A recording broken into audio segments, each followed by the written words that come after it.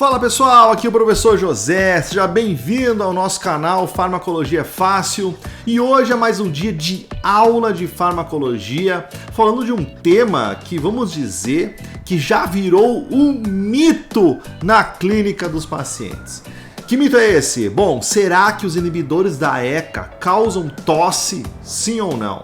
Você com certeza já ouviu falar ou em aulas de farmacologia, ou lendo num livro, ou até o paciente começando a utilizar o medicamento e voltando até a farmácia ou até o consultório falando que está com crise de tosse seca, aquela crise que começa de noite, que parece uma sinusite, parece uma rinite e que não passa mesmo tomando antitussígeno, expectorante, enfim, achando que tem algum tipo de purulência, e aí aquela tosse às vezes desperta ele durante a noite ou até gera vômito. Com certeza você já ouviu falar desse tipo de reação e nessa aula eu vou fazer um panorama geral do uso dos inibidores da ECA, falar alguns pontos que tenho certeza que você não ficou atento em algum momento e falar, claro, do reflexo da tosse que é estimulado pelo uso dos IECA. Então, se você gosta de farmacologia, gosta de fisiologia e de aprender na internet, além de ficar vendo o que os outros estão fazendo, clique em inscrever-se, ative as notificações e seja um inscrito do nosso canal para acompanhar todas as aulas postadas semanalmente, até mais que semanalmente nesse ano de 2023. Então, bora para a aula!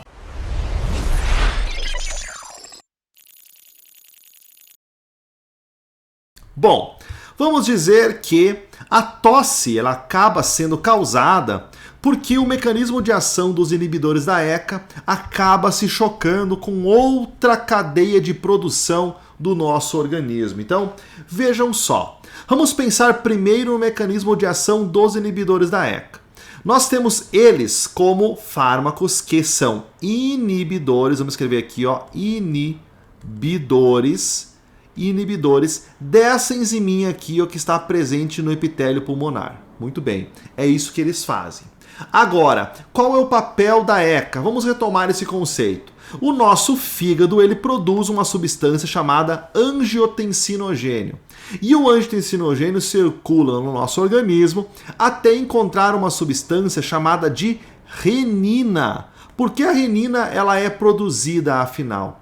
Especialmente quando eu tenho uma queda da pressão arterial e uma queda da presença do sódio no filtrado renal. Então, lá no rim, a renina é liberada a partir desse primeiro estímulo, queda da pressão e diminuição do sódio. Então, o objetivo da renina é estimular um processo que vai lá no final reabsorver sódio para o corpo e aumentar a pressão. Beleza, anota aí.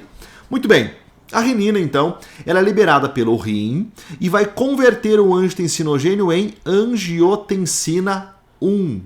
A angiotensina 1 vai cair no sangue, vai circular pelo nosso organismo, mas ela tem pouca função vasoativa, ela não tem muita função nos vasos do nosso corpo, mas ao passar pelo epitélio pulmonar, ela sofre a ação de uma enzima chamada de ECA e torna-se a angiotensina 2. Então é uma conversão da angiotensina 1 em angiotensina 2. Esse é o papel da enzima conversora de angiotensina, ou ECA, que é uma cinina 2.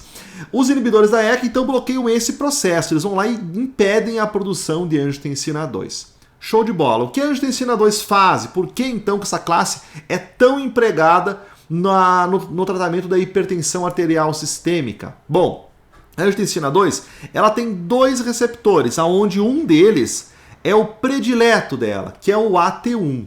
O AT2 ele é pouco entendido como alvo da angiotensina 2, mas sim de outras angiotensinas. Que pena, né? Porque o AT2, o receptor AT2 da angiotensina, ele faz vasodilatação e cardioproteção. Ele é benéfico para o nosso organismo quando ativado.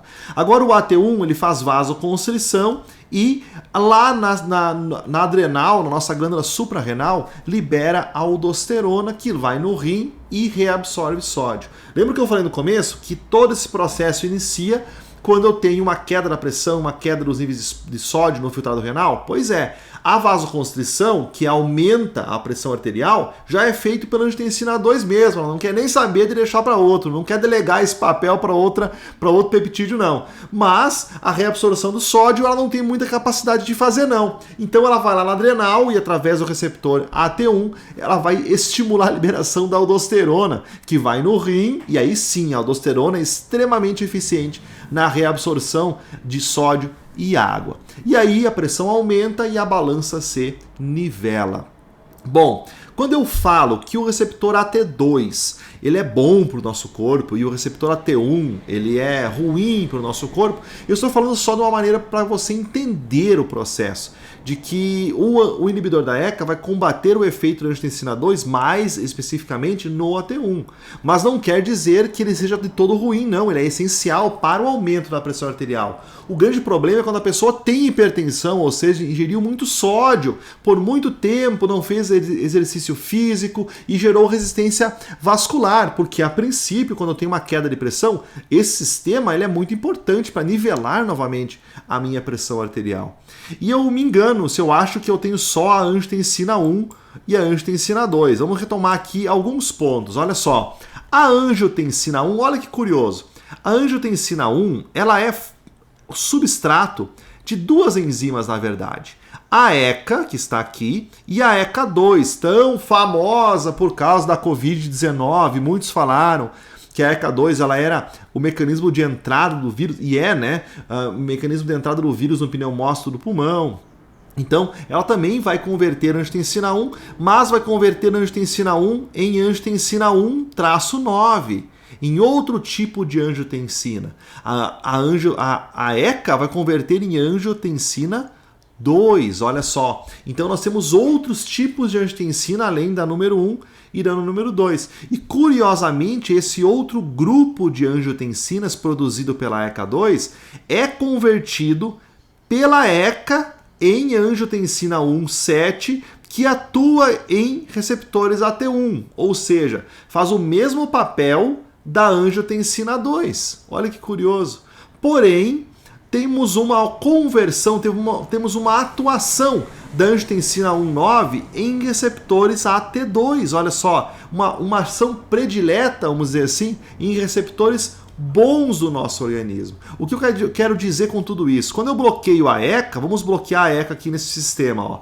Bloqueio a ECA pelos inibidores da ECA, né? Não vou converter angiotensina 1 em angiotensina 2, eu vou aumentar a concentração de AG1, de angiotensina 1, porque eu não vou mais converter em angiotensina 2, que é o principal papel da ECA na cadeia de produção da angiotensina. Bom, aí ela vai sofrer ação da ECA2 em maior grau, vai ser mais convertido em ECA2 pela ECA2 e vai virar mais angiotensina 1-9. Olha só que beleza. E aí a ECA também não vai atuar na conversão da angiotensina 1-9 em angiotensina 1-7. Por quê? Por causa que ela não vai estar ativa, eu vou estar bloqueando pelos inibidores da ECA. Então essa cadeia de atuação mais preponderante no AT2 é mais comum quando eu tenho ação dos inibidores da ECA. Então olha a importância de você entender todo o metabolismo da angiotensina para depois falar então da ação dos inibidores da ECA.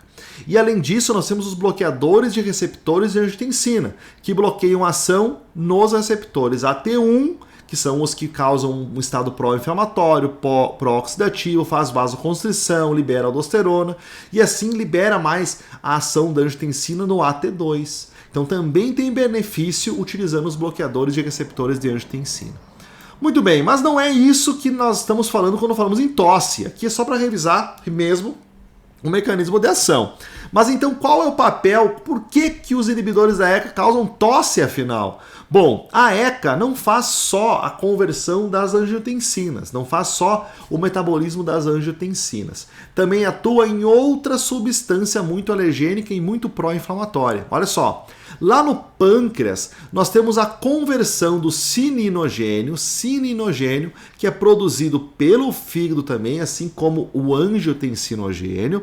Então eu tenho a conversão lá no pâncreas pela ação da calicreína do cininogênio em bradicinina. Olha só que beleza. E aí no pulmão, quando a bradicinina passa pelo pulmão, eu tenho a ação da ECA sobre a bradicinina, destruindo a molécula da bradicinina e gerando produtos inativos. Algo que eu não falei antes, quando eu falei das angiotensinas, a angiotensina 2 também é produzida por outras enzimas. Olha só aqui, ó. É produzida pela catepsina e por outras enzimas quimases. Então, por mais que os inibidores da ECA bloqueiem a enzima conversora de angiotensina, outras enzimas também produzem angiotensina 2 e com o tempo o IECA acaba perdendo efeito, boa parte por causa disso, por causa dessa via paralela de produção de angiotensina 2. Muito bem, então a ECA bloqueia, quebra, destrói a bradicinina, diminuindo a sua concentração no pulmão.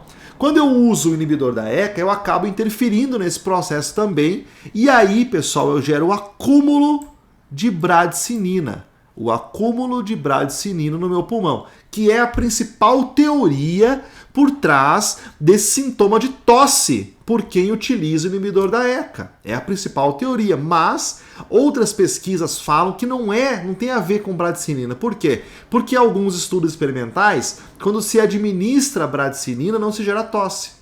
Ou não se consegue fazer um cross, uma ligação entre a bradicinina e a ação dos inibidores da ECA diretamente. Então tem outras hipóteses, por exemplo, o acúmulo de substância P, que é um estimulante das fibras vagais que levam o reflexo da tosse para o nosso sistema nervoso central, e estimulante das fibras C, acúmulo de outras substâncias, né, que são alergênicas, mas a bradicinina é a principal teoria por enquanto. E ela foi documentada em meados de 1987 por Coulter.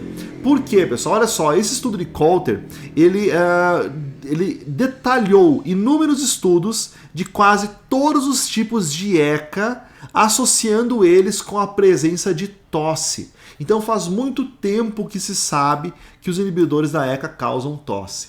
Depois disso, depois de alguns anos, foi feita uma extensa revisão sobre tosse e inibidores da ECA por Israeli e outros pesquisadores junto, que apresentaram os aspectos fisiopatológicos da tosse, que foram os primeiros que falaram, por exemplo, que pode ser que não seja a bradicinina, pode ser a substância P e outras enzimas produzidas pela ação dos inibidores da ECA. Até se supôs que fosse o captopril mesmo, que é o principal inibidor da ECA que causa tosse, mas todos causam. Mas o captopril é o principal, que ele era alergênico para o nosso pulmão. Então várias hipóteses foram levantadas nessa época. Então eles fizeram uma revisão da fisiopatologia da tosse com os inibidores da ECA e levantaram então os estudos que determinaram prevalência em diferentes desenhos populacionais e diferentes amostras. Nessa revisão, pessoal, houveram 77 estudos que apresentaram que listaram tosse pelo uso do captopril, 77 estudos que apresentaram tosse pelo captopril e ou pelo enalapril, 7 estudos com o lisinopril, 3 com o ramipril e 2 pelo quanipril. Então, muitos estudos de diversos inibidores da ECA comprovando que apresenta tosse. Bom, e basicamente então justificamos essa tosse com mais facilidade, com mais base científica nesse acúmulo de bradicinina que acontece com a inibição da enzima conversora de angiotensina através do mecanismo do IECA. A bradicinina ela vai atuar especialmente em receptores B1 e B2 no nosso organismo. Então, eu poderia até fazer um meme, né, com B1 e B2, os bananas de pijama, falando da bradicinina. Vou fazer e você me cobra aqui no YouTube, depois nos comentários, se eu fiz ou não. Então a bradicinina, ela atua nos receptores B1 e B2, que nem os bananas de pijama. Mas o B1, ele não está muito presente nos mamíferos. Ele é muito menos presente nos mamíferos, muito mais a presença constitutiva do receptor B2. E o receptor B2 tem várias funções. Desde a ação dele, quando estimulado nas fibras C, e assim com esse estímulo gerando produção de mais substâncias pró-alergênicas e pró-tosse no nosso pulmão, então é uma questão de potencialização do efeito, como também função na broncoconstrição, fazendo a sensibilização dos nervos aferentes e causando tosse e gerando um processo inflamatório também. Então todos esses processos são gerados pelo acúmulo da bradicinina. Outra dúvida que a gente tem, que me mandam muito, é que se os inibidores dos receptores de angiotensina também acumulam bradicinina. Bom, é só a gente olhar nesse gráfico aqui. Bom, eles vão bloquear os receptores, não vão mexer em nada no metabolismo e na ação da ECA. Então, eles não acumulam, não, a bradicinina. Uma vantagem, pessoal, uma vantagem dos inibidores da ECA, que é determinado em vários estudos, é a função vasodilatadora, broncoconstritora, mas vasodilatadora da bradicinina, que é algo que não acontece quando se utiliza os bloqueadores de receptores de angiotensina, losartana, valsartana, olmesartana e outras artanas aí, que são bloqueadores dos receptores de angiotensina. Então existem vantagens também do uso do IECA, mas quando se fala em tosse, nós temos um caminho bem definido aqui para a tosse, até que surja uma outra teoria reforçando mais a hipótese da substância P e de outras enzimas, então, dentro do nosso pulmão. Os pacientes que apresentam tosse pelo uso dos inibidores da ECA podem apresentar essa tosse logo no início do tratamento, normalmente à noite antes de dormir, com aquela tosse incessante e seca. Essa tosse é característica por quase induzir vômito às vezes e também por não responder pelo uso dos antitussígenos. Então é bem importante você que monitora o seu paciente utilizando o inibidor da ECA, questionar ele se ele está tendo eventos de tosse ou durante o dia ou durante a noite, e aí sim estabelecer um manejo desse processo para evitar que a tosse faça com que ele pare de utilizar o medicamento. Muito bem, fico aqui para dúvidas, pode deixar aqui nos comentários todas as dúvidas que vocês tiverem, inclusive querem saber o manejo do paciente com tosse, o que fazer com ele, coloca aqui nos comentários que eu respondo nos comentários. E claro, se você tem qualquer dúvida sobre o metabolismo da angiotensina, sobre a ação da ECA, sobre a ECA2, coloca nos comentários também. Não esqueça de se inscrever no canal, ativar as notificações, salvar esse vídeo para assistir outra hora, se você estiver no trabalho, e, claro, acompanhar o nosso canal. Até a próxima aula, fiquem com Deus e até a próxima. Tchau, tchau!